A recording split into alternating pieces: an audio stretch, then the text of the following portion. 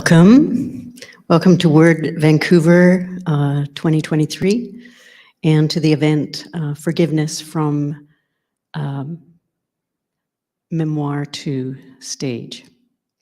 I'm Anne-Marie Matten. I'm here with Hiro Kanagawa, the playwright, and online Mark Sakamoto. Currently, did he say? New York. New York. So we've got a cross-continent connection today. We are just going to do a little bit of business at the top of this event to say that this festival takes place on the unceded territory of the Hamilkamam-speaking peoples, including the Musqueam, Squamish, and Tsleil-Waututh. We'd like to take a moment to thank our generous donors and sponsors, including the Canada Council, the Canada Heritage Fund, BC Gaming, Creative BC, the City of Vancouver, the Downtown Vancouver Business Association, the Hamber Foundation, the Joseph Wask Foundation, Asian Canadian Writers Workshop, Children's Writers and Illustrators, Pace and Associates, Federation of BC Writers, the League of Canadian Poets, the Writers Union, and the League of Canadian Poets. For a list of our partners, please visit our website. Without you, this free festival could not happen.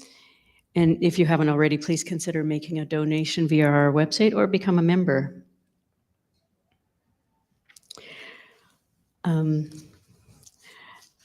I want to say also that this event is co-sponsored by Joy Kagawa House, which I represent, and by the Asian Canadian Writers Workshop.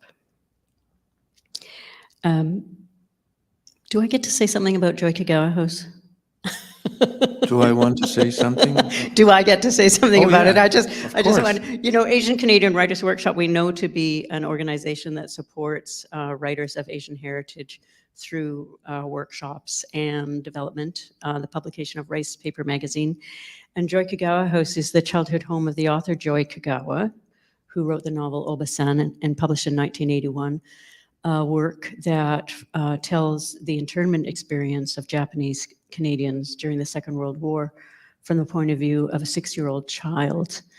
And it's autobiographical, but it's also beyond that. It was a transformative work for Japanese Canadians and moved forward the redress movement to the apology by the Canadian government in 1988 as part of that action, and increased awareness among Canadians of that racist act during the Second World War. So what we do at Joy Kagawa House is sponsor author residencies. We host a writer as they live at the house for a month at a time, 2 months, and we also host writing workshops and drop-ins. I personally love writers and enjoy working with writers, and so I am here to support these two writers and to talk with them about their work together. Hiro Kanagawa is a Vancouver-based writer and actor, perhaps best known for his 200 or more film and TV roles, ranging from Best in Show, wow, and art house shorts to hit shows like Smallville, Altered Carbon, and Star Trek Discovery. Behind the camera, he was story editor on several critically acclaimed Canadian TV series, Da Vinci's Inquest, Da Vinci's City Hall, Intelligence, and Blackstone. As a playwright, he received the 2017 Governor General's Literary Award for Drama for his play Indian Arm. His other works include Tiger of Malaya, published in 2002, and The Patron Saint of Stanley Park, another great play published in 2008. Both of those have been performed across Canada. And earlier this year, he received the Betty Mitchell Award for Outstanding New Script for his adaptation of Mark Sakamoto's memoir, Forgiveness, which premiered in January 2023 at the Arts Club Theatre here in Vancouver and at Theatre Calgary in a co-production that was directed by renowned director Stafford Arima. His next work, a play commissioned by the Banff Centre and the Stratford Festival, is inspired by the astonishing true story of a Japanese castaway in 19th century Pacific Northwest. Sounds great. Online, we have Mark Sakamoto, an entrepreneur and investor in digital health and digital media, and executive vice president of Think Research, a global digital health company, but also an author. His first book, Forgiveness, A Gift from My Grandparents, debuted as the #1 national bestseller and went on to win CBC Canada Reads in 2018. The book is being developed into a feature film and has been theatrically staged, as we just said, by Vancouver's Arts Club Theatre and Theatre Calgary. A frequent television presence, Mark was the host and executive producer of Good People, a documentary series that explored humanity's biggest problems and was co-produced by Vice Media and the CBC. He sits on the Giller Foundation's board of directors, and Mark Sakamoto lives in Toronto and Prince Edward County with his wife and their 2 daughters, one of who is celebrating her 14th birthday today. So welcome, Mark and Hiro. Thank you. Thank you. Yeah. I just want to begin by saying a bit about the work we're going to talk about today. I mean, how many people here know the memoir or attended the stage play? Right. It was a wonderful experiences. Forgiveness is Hiro Kanagawa's stage adaptation of Mark Sakamoto's award-winning family memoir, Forgiveness, A Gift from My Grandparents. And the play centers on the real-life experiences of Mark's grandfather, Ralph McLean, and his grandmother, Mitsui Sakamoto, who both suffer tremendous deprivations during the Second World War. Ralph as a prisoner in a Japanese POW camp, and Mitsui as a victim of the Japanese-Canadian internment. In order to rebuild their lives and their families after the war, Ralph and Mitsui must find the grace and generosity necessary to forgive those who have wronged them. Their journeys of healing culminate in 1968, more than 2 decades after the war, when Mitsui's son Stan and Ralph's daughter Diane begin dating, and Ralph is invited to Mitsui's home for dinner. So the action in the play rises to this moment when the 2 families are about to meet and then when they come together. And it's an unforgettable scene of tension and uncertainty, and then forgiveness as the 2 past enemies come together to talk. So let's talk now about the process of adapting this beautiful memoir to an award-winning stage play. I have a question for Hiro. Mm-hmm. So how did you get involved in the project? And I understand that Mark and his agent approached you. Yes, I wish I could say that I was familiar with the book previously and fell in love with it and developed a burning desire to adapt it into a stage play, but that's not what happened at all. It started really as a professional proposal from Mark's representatives to my representative. Right after Forgiveness, Mark's memoir had won Canada Reads. Okay. I believe his agent approached various people about a stage adaptation, film or television adaptation, etc. And so my agent put my name forward as someone who might do the stage adaptation. Okay. And I had, I'm an avid listener of the CBC, so I knew of the book from Canada Reads, and it was on my list of, I should go and read that. But before I had an opportunity, this came up, and then of course I did read it, and it did not immediately present itself as a stage play. For those familiar with the book, it's just such an enormous story that spans decades and diverse locales from the Magdalen Islands to Japanese Canadian fishing community in Celtic Cannery, prisoner of war camps in Hong Kong and in Japan, and so on. So it seemed at first like a daunting task, which it ultimately was a daunting Right. task. But yes, that's how the process began. Right, right, which, with your people talking to Mark's people. Mhm. Okay, and a question for Mark, like, how did you know you wanted to work with Hiro, and what did you like about his work, and what was it you were hoping he would find in your memoir? Yeah, I mean, I think likewise. I didn't know that I wanted to work with Hiro.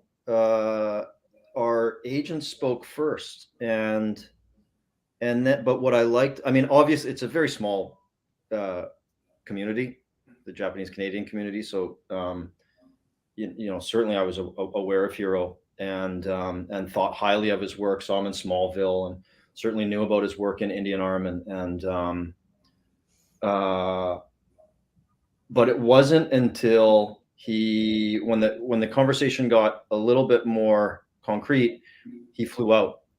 He came to break bread with me in Toronto. I think he did that on his own dime, even. And for me, the only, I really wanted to um, find an artist who I felt really comfortable in just giving free reign, full license. So the manner in which Hiro's art just becomes so apparent in his presence, I felt extremely comfortable. Really after one dinner, and you did bring up Joy, so I'd be remiss not to say that I kind of wanted a second set of eyes, and Joy for me is, I mean, she's a friend, she's a mentor, she's really the snow cap of ice on the top of the mountain. All the other Japanese Canadian artists, I think, are just sort of streams from the joy on the mountaintop. And so she came, and we had a nice meal and spoke about art and our backgrounds, and just got to know each other. And after that meal, I was really confident that I could put what is essentially my heart, the contents of that memoir, into Hiro's hands, and the rest is kind of history. So Joy Kagawa offered the seal of approval. She did. Yeah, yeah, or a sense of character of Hiro's work and ability to bring it to the adaptation. Wow. I was unaware that I was being judged in this way. I thought it was a friendly dinner. And it would have been. It would have been. It would have been. Yeah. So you said, Hiro, that it seemed like a daunting task because of the range of time, the different backgrounds, the whole scope of the memoir. Were you given carte blanche, like full rein, to begin to decide what would be the scenes of the play, what you would address from the memoir? Yes, so I had written an adaptation previously. Indian Arm is an adaptation. It's an adaptation of an obscure Ibsen play called Little Eyolf. But of course, Ibsen is dead, so one doesn't have to grapple with Right. with negotiating anything with the original author. Right. But not only is Mark still here with us, Knock on wood. but many of the people, many of the personages in the play are members of Mark's family as well. So aside from the huge scale of the story, that also was an aspect that I had some apprehensions about, creating characters of living people, Right. and adapting the work of a living author. This was something I had never done before, and I wasn't sure that it would go smoothly. But it became very, very apparent quite quickly that Mark was going to give me carte blanche to explore how his story, his family story, could become a play. And with that freedom, I was able to proceed with some freedom. And of course, I did interview many of the members of his family. And you know what? It was an incredible experience because of the generosity which both Mark and his family extended to me to basically be free to explore what I needed to explore to create the first draft of the play. Right. And then, of course, I did send everyone Okay. the drafts. Yeah. And at first I expected I might get considerable feedback because I'm representing a beloved patriarch Yes. of their family on the one side and a beloved matriarch of their family on the other side. And I didn't expect that I would, get it right the first time. And I anticipated that various family members might have critiques or objections to some of the things that I was writing and creating, but that didn't transpire at all. I got very few notes from Mark or the family during the process. And I guess, strangely, that at times I felt a little apprehensive about that too. Yeah. Like silence is saying something. I did wonder now and then if anyone had actually read anything that I had sent them. And, so there was a worry that maybe, at the very, on opening night or something, I would get a bunch of, but no, it was just a wonderful process from beginning to end. Yeah. Good. Thank you. And Mark, I think at the time that Hiro was working with family members, was there not some health challenges perhaps with Ralph? Was this overlapping in that time period? Yeah, I mean, even when I was started writing, I mean, both Mitsue and Ralph, respectively, were in well into their life. They were old, and they were both living independently when I started doing research. But by the time Hiro came onto the stage, Ralph was living in the Colonel Belcher, like a long-term care home, and was, I mean, he was still sharp as a tack, but he couldn't see very well, and he was well into his 90s,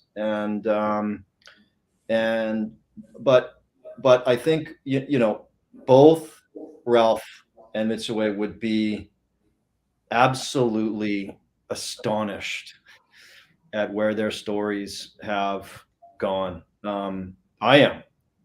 I remember even sitting down, just beginning to write. I went to Toronto camera shop and got a camcorder and a tripod and flew to Medicine Hat in Calgary and set it up and taped them for hours. They were both extremely generous with their time and reflective and shockingly observant in their own details of their own life. Some of the darkest periods of their life that I'm sure that they wanted to just close the door on. But both of them asked me often. I mean, they did not really understand what HarperCollins was, and it's extremely large publishing company, and I'd never written a book before, so I don't even know if they thought I was just writing an essay for myself, maybe. But both of them would stop and ask, like, what again are we, who would possibly care about this life that I led, and why are we doing all of this? Why are you here for 4 days? Kind of interrogating me on the details of my life, and so they'd just be tickled that their story has been shared as broadly as it has. Now, just a minute. You said you interviewed them for HarperCollins. Now, hold on. That means you already had you made a proposal to the publisher and got a signed contract before you'd written the book. Is that what you're saying? This is a great story. How the book came to be a great story. Yeah, I want to hear it. It's a very small world Canadian story. I'll tell it really quickly. Don't be I was this one. of all places, I was in Kuwait City on business, and I received an email from the executive editor-in-chief of the Globe and Mail. He said what had happened was the Japanese government had just apologized in like 2011 to the Canadian POWs. Kind of like better late than ever, I guess. But the treatment of Canadian POWs during the Second World War. And a great friend of mine, we don't agree politically on a lot of things, but a great friend of mine, a law school friend of mine by the name of Aaron O'Toole, who was the previous Conservative leader. At the time, he was an MP. And he wrote an email to John Stackhouse, and he said, John, our mutual friend, I had worked in politics before, so Aaron knew that I knew John. And so he said, Mark has this really amazing family story that talks about both sides of the Second World War. You should let him write a Facts and Arguments, or you should let him write an essay on it. Unbeknownst to me, like I received, John replied to Aaron, but copied me on it and said really quickly, like, sure, if Mark can write, I'll publish it. And so now, fortunately, from Kuwait City to Toronto, that's a long flight. So I did write an essay that that the Globe and Mail published in 2011. And it was published on Boxing Day, actually, which if there are writers in the room, it's a wonderful day to be published because everybody's at home. And if they're Globe and Mail subscribers, they're kind of reading the newspaper. And my agent, he wasn't my agent at the time. He was just a friend of mine. Michael Levine called and said, "Hey, HarperCollins just called and asked me if they knew who this Mark Sakamoto guy was. We're going in to meet some editors next week." And so I went in with them, and the doors opened up, and there were like 14 people in the room, and so I was off to the races. Wow. And you had no intention of writing or exploring your family history, but you were invited to do so because of these political circumstances. Yeah, it was just a happenstance, kind of the way the ball bounced. And if I think I'm really mediocre at a lot of things, but one thing that I am good at is jumping into the deep end of a pool and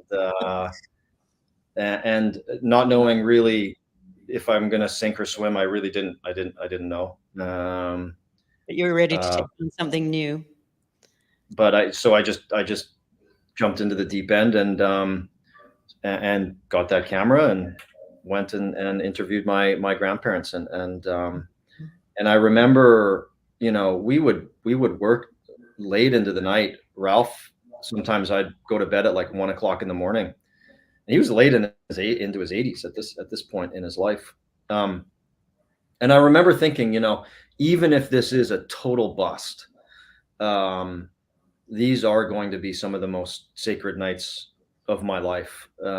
Just spending this kind of time talking to these two, as Hiro said, this matriarch in my family, this patriarch in my family, really these like northern stars of both of their respective families. If I could commit their stories to paper and commit their essence to paper, even if it's just for my family, what a gift. And then from there, if the story just found champions on its own. I didn't have anything to do with Jeannie Becker really championing the book for Canada Reads. She came to it from a very different. Her parents were both Holocaust survivors, so she knew the bones of this story.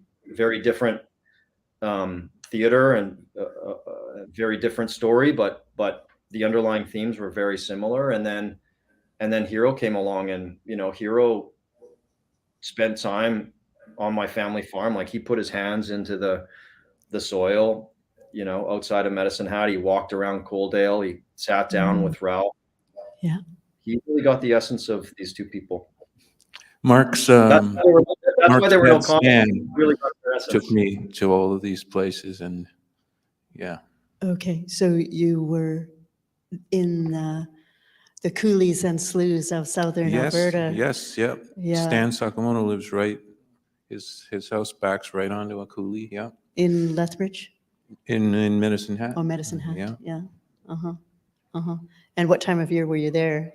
October, I think it was. Oh, Yeah. so it wasn't not the too gumbo, cold yet. not the gumbo of spring or the wind and heat of summer, but just maybe as the season calms a little bit, and yeah, good. So your hands were in the soil. I love that image. Yeah. And you were again revisiting these stories of very difficult stories with people you were just getting to know, and who Mark had interviewed and drawn the stories out from. But I mean, it's hard to go back to the challenging times in our lives and to revisit them. And I know that Mark's grandmother had been reluctant to talk about the anger and the hate that she felt. I mean, Mark aren't the words that the hate can come back, that that we can try to cleanse ourselves of the feelings that we have of wanting to revenge or fight back against the things that happen to us in our lives. But it's easiest mostly to forget them. And so in the storytelling of bringing them back, was there, how did you handle those kinds of difficult conversations, Hiro? With the grandparents. Well, Mitsue had passed. I see. I did not Okay. Interview Mitsue. I interviewed Ralph, and as Mark said, although he had lost his sight and was living in a care home, he was still completely, absolutely lucid, and was just a delightful character to talk to. And I think for me, really, I mean, theater, it's about drama, it's about conflict.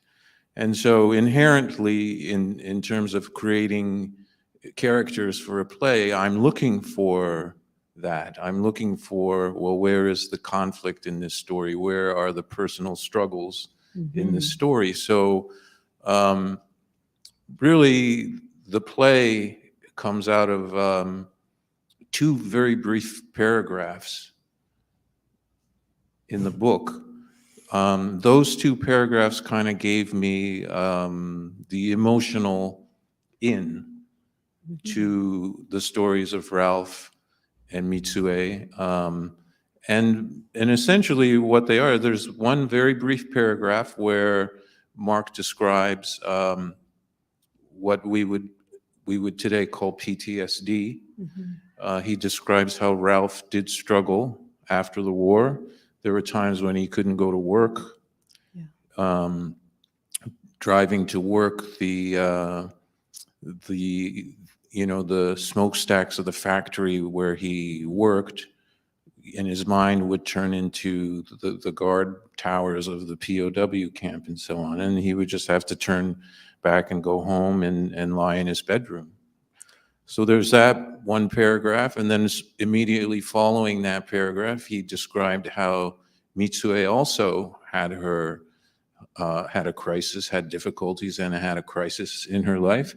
And she chose, soon after the BC government allowed Japanese Canadians back into the province in 1949, she chose to come back to BC on her own with her infant daughter, Glory, leaving her husband and her 2 sons back in Alberta.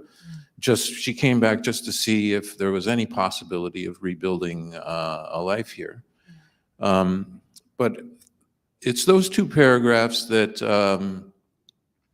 allowed me to see, okay, these are the personal struggles that these people are going through. And from these personal struggles, I can create dramatic characters for a play. So that was really emotionally my in to the story. And it's always emotion that you're working with here. And that's where you appeal to the reader. I think that, yes, for me, I mean, I'm sure there are playwrights who are very cerebral and who handle things differently, but I like to, emotionally, yes, I like to go for the emotions. I like to go for the jugular, and I want the audience to feel things. And I thought it was essential for this story, especially, that the audience feel the emotions, not just intellectually or cerebrally understand the history, right? I wanted people to feel the injustice, feel the pain and the loss and the suffering that both families experienced, and through that, maybe gain some kind of understanding. Oh, and that makes it an unforgettable theater experience, actually. Sometimes you forget the plot of what you've seen, but you always keep that tightness in your heart or in your emotional memory. And this stage play was so effective that way. I have to admit that I saw it 4 times when it was 4 times? Oh, thank you. Yeah, I was just so excited to know that Mark's work had been produced on the stage. So that was over a number of years. So when was that first overture, did you say, from agent to agent? The whole process, so 2018 is when 2018. I started. Yeah, So from Canada Reads 5 to years. 5 years. And, there were a couple of years during COVID there where nothing really happened. So it's actually, now that I think about it, it's actually quite remarkable that we accomplished what we did, Right. in that time, especially given the challenges of COVID. Right. Yeah, so maybe some of the emotion of that period came into the sense of isolation that each of those characters feels or demonstrates. There are also a lot of sort of points of view in the play that are of a particular time period in Canadian history and don't necessarily translate into a contemporary lifestyle. And I was just wanting to talk with Mark about that, about some of the, we know that Ralph was a practicing Christian, and Joy Kagawa, of course, herself has a daily Bible study, and these are the ways that Canadians lived through the generations, and we don't so much today, for some of us, and others do, of course. But I was just wondering about some of the Christian values in the play, and their locus in the memoir, and how the two of you together began to bring that forward into a play staged in 2023. And what was that like I don't know who's going to answer this question, to think about the Christian values of the play. Mark, you Let me- want to? Sure. Let me take a first crack at it. You can follow Hiro, of course, but I think let me set aside religiosity for one moment, Okay. because I wish I could agree with the premise of your question, Okay. but actually I don't.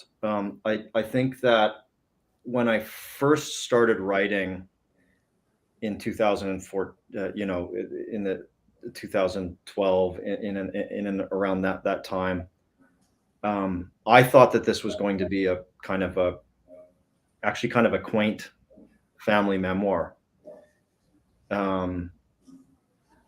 Thinking about the kinds of rise of authoritarianism, totalitarianism, xenophobic political views, casting them in history, and we're on this progressive line, which we're not, and we never have been. Okay. And so I think in part why forgiveness sort of has had this sort of second life in Canada Reads and those sorts of things is because it actually has become a bit of a warning siren. Like this is like Vancouver today wasn't terribly different than Vancouver. I mean, my grandparents were living rich cultural lives. They were going to school. They were, my grandma was off to like secondary school, like college, and things of this nature. And so, to go from that into a cattle stockyard in Stanley Park, which is this part of the story, shocking. But every time you turn on the news, you hear the seeds of the same sort of themes, and so I think that that part of the story, for me, living so closely through this, has been shocking, and that's part of why Mitsue would say things like, hate can come back. She knew that these sorts of forces, if you give them an inch, they will take a mile. With respect to with Ralph McLean's religiosity, yeah, I mean, his mom made sure that he was right with her Lord. But when he went to war, he was an 18-year-old. He actually lied about his age, 17. I mean, had faith, but boy, was that faith for him personally steeled in his struggle to survive. And the first thing, as the war was winding down, the Americans were dropping.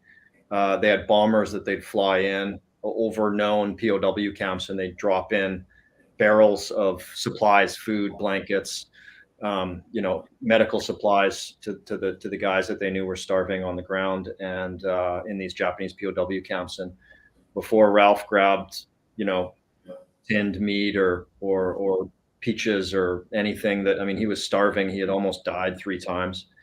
He grabbed a Bible, started reading that. So, that really kept him, his faith kept him alive, maybe even more in the after years of the war than even during the war. Mm. And there's in Mark's book, it talks about how there was a specific passage from the Bible, Mark 11:25, which states, if you have any bitterness in your heart against anyone, forgive, so that your Father in heaven may forgive you. And so that was crucial to Ralph after the war. The Christian notion of forgiveness. And and that has been difficult for, I think, a lot of people in the Japanese Canadian community who suffered, the confiscation of their property and being rounded up into concentration camps by the Canadian government. On various panels that I've sat on during the process of presenting forgiveness at the Arts Club and Theatre Calgary, I have encountered people whose families suffered at the hands of the Canadian government. And I remember vividly one elderly lady, she was probably in her 80s or 90s. She said, that's one problem I have with the book, the idea of forgiveness. She said, I will never forgive the Canadian government for what because they destroyed my parents' lives. They destroyed my family. And I've come to accept it, but I will never forgive. So I think the Christian idea of forgiveness that we have in the book and the play from Ralph, right? Right. It's a very different idea from the idea of forgiveness that Mitsue ultimately comes to. And I think that's part of the beauty of the story also. On Ralph's side, the beauty of it is that religion, Christianity, these are very divisive forces in our world. They have been, wars have been committed in the name of religion. Genocide has been committed in the name of religion. And so religion has often been a very divisive force. And so, but here we have an example of one man through his honest faith.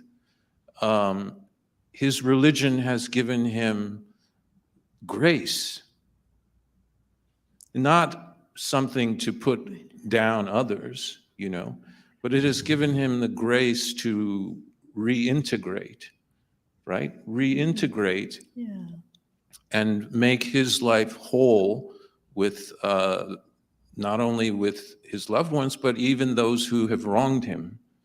And that is a beautiful message.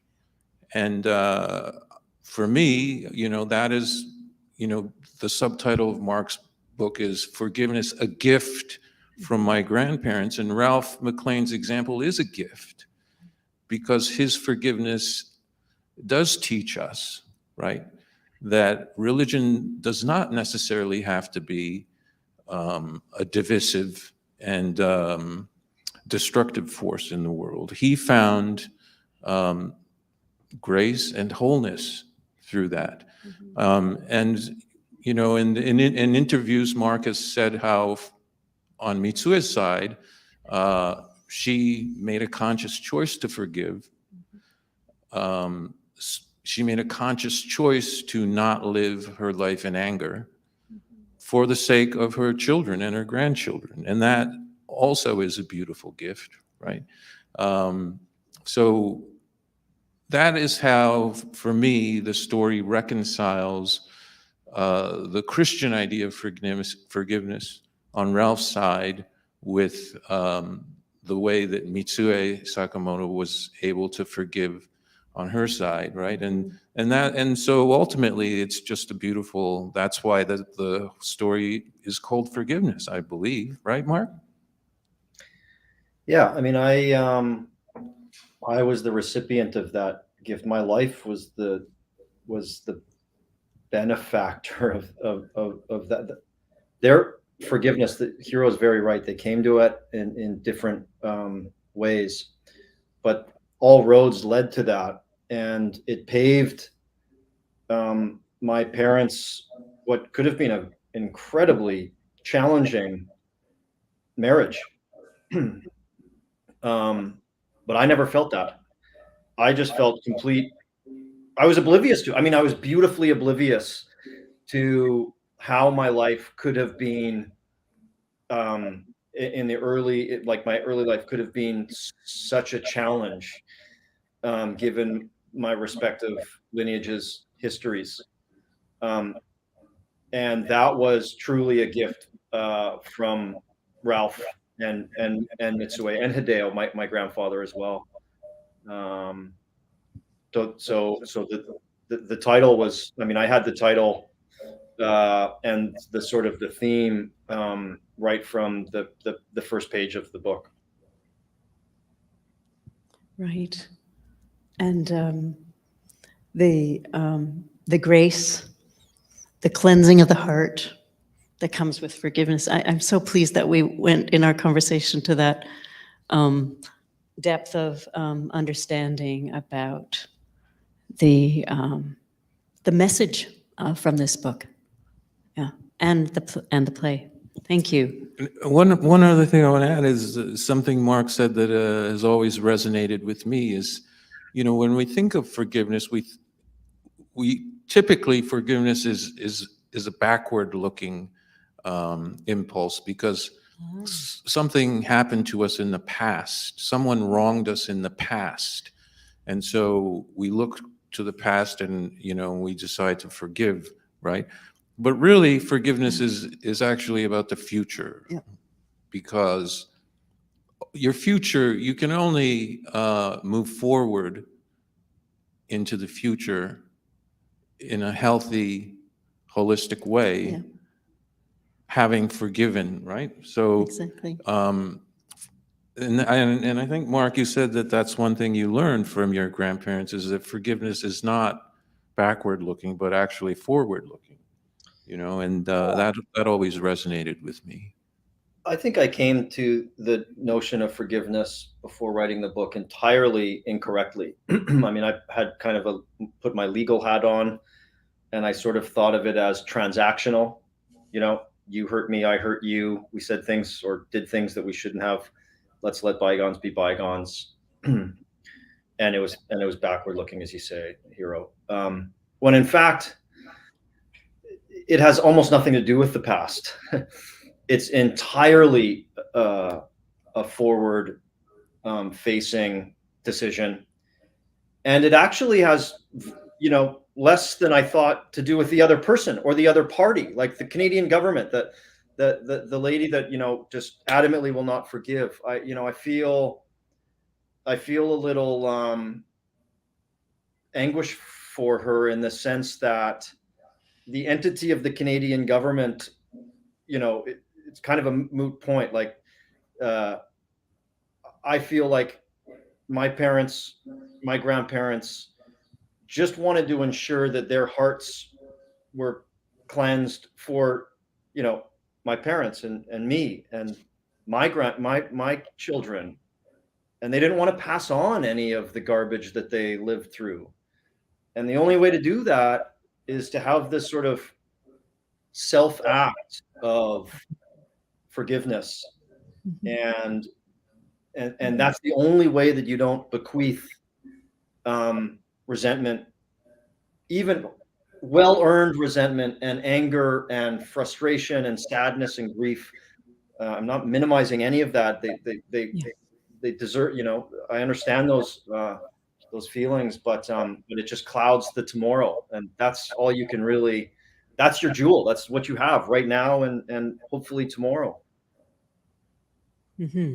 Is the choice on from day to day to forgive. Yeah, it's something we do for ourselves, but as you say, it's also for our descendants. Mm-hmm. Yeah, thank you so much. Yeah. So I don't know how much more time we have. Just 10 more minutes. So how about we open it up to each of the panelists to ask the other panelists a searing and challenging question, something you've always wanted to ask in public.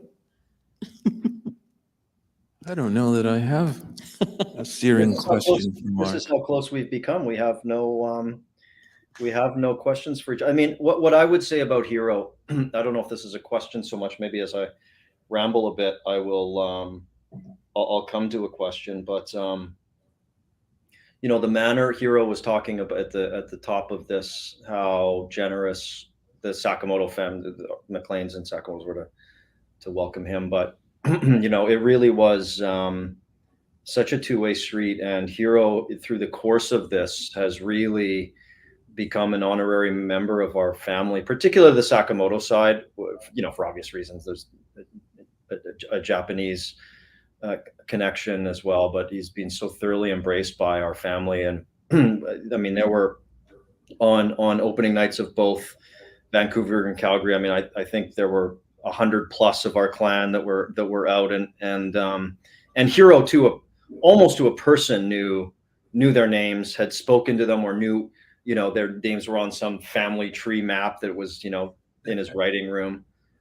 So I think part of this panel is sort of talking about how art can be intertwined, but you know, and that's why there were really no comments, because we knew Hiro was a wonderful artist, and we, you know, I particularly wanted to just take in his art on opening night and be amused and cry and laugh spontaneously. I wanted to react with the rest of I wanted to be an audience member and see how my art has been shaped and molded and changed by Hiro's art and artistic force. But in art combining, you know, lives combine. And I know, you know, I mean, I know Hiro's wife. I know what's happening in his life. I hope we work together again.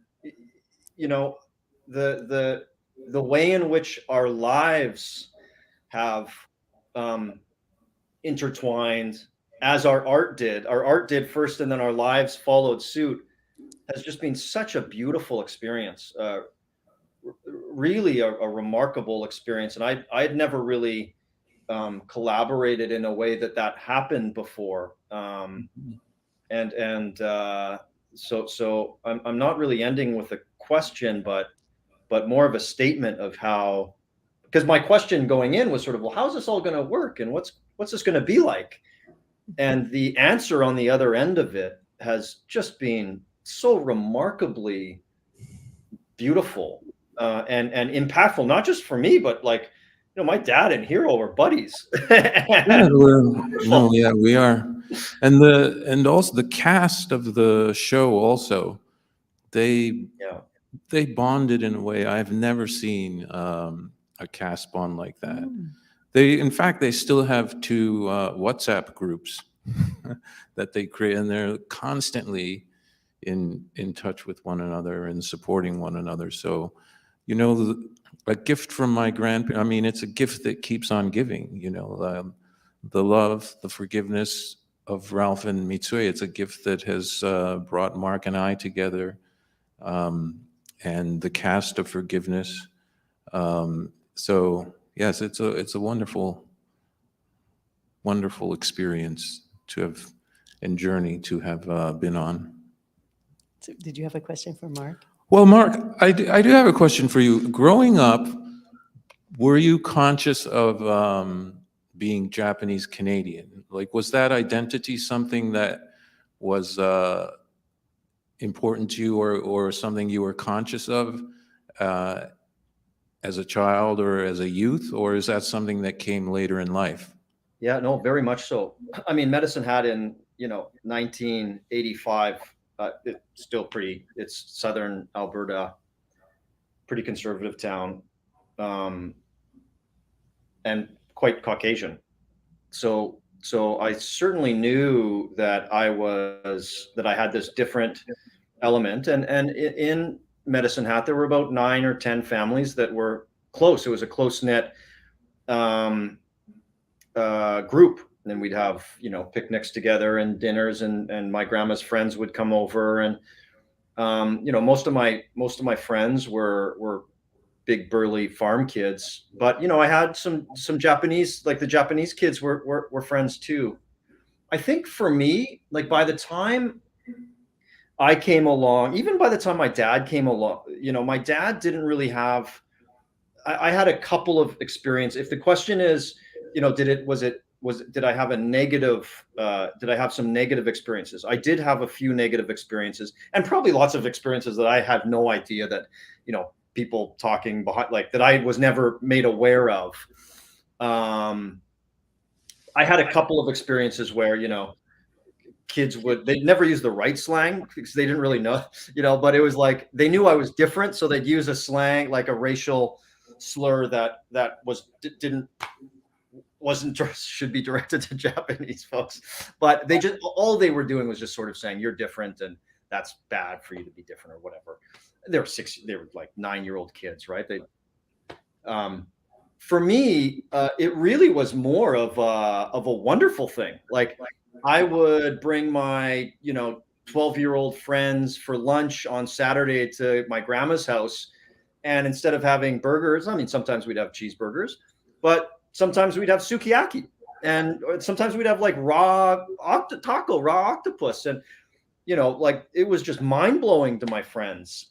Chow mein, even like a simple chicken chow mein dish. It sounds so funny now, but like that, which is in every food court in North America now. But like in even 1990 in Medicine Hat, like that was pretty exotic. And so I celebrated. I mean, I can't tell you how many people, you know, of my friends, my brother's friends, my dad's friends have kind of been paraded through my grandma Sakamoto's kitchen. I mean, Ron, my dad's oldest brother, who's quite a renowned music promoter, who Hiro did just a beautiful job capturing.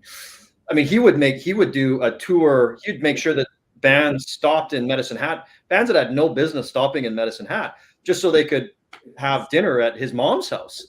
And you know, I mean, some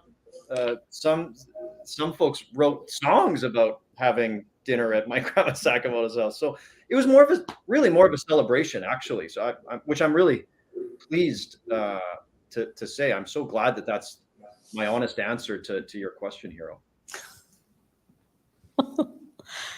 Guess who? Yeah, great. No, that's great. That was such a great scene in the play where the music promoter is saying some But friends guess are who? dropping by. It was like, who's on first or what's on first? And it was just so well done. I'm not surprised that screenplay or the stage play script won Best Screenplay in Calgary this year, in this June. I understand that there's a co-production planned for National Centre for the Arts in Ottawa. This stage play is being developed as a presentation at the National Arts Centre in Ottawa. Do we have a date for that? We don't have a date. We don't have it. That's not a done deal. Oh. I think that there's most definitely a large hope that will happen, and I think there's tremendous interest of that happening. But we'll have to wait and see. So the cast still just has to stay on WhatsApp and connect that way. It would be the same cast, I would assume. Yes. Yeah. Hopefully, yes. Wow. Well, thank you, everyone, for listening to this, and thank you to our panelists. It's my pleasure entirely. It was always a pleasure every time I get to see this guy. Yeah, I wish I was there to give you a hug, Hiro. It's great to see you, and thank you very much for so astutely shepherding us through this conversation as well. Oh, absolute pleasure. Yeah, thank you. Thanks, everyone. Thank you. Yeah. So once again, if you'd like to purchase a copy of, I'm assuming we have both these stage play published by Playwrights Canada Press and the original memoir published by HarperCollins, available at the 32 Books book sales table. Or 32 Books will order them for you. Thanks to all the staff and volunteers at Word Vancouver for making this possible. And there are plenty more events, so please check out the complete listing in our print program or online at wordvancouver.ca. Thanks, everyone. Thank you, Hiro.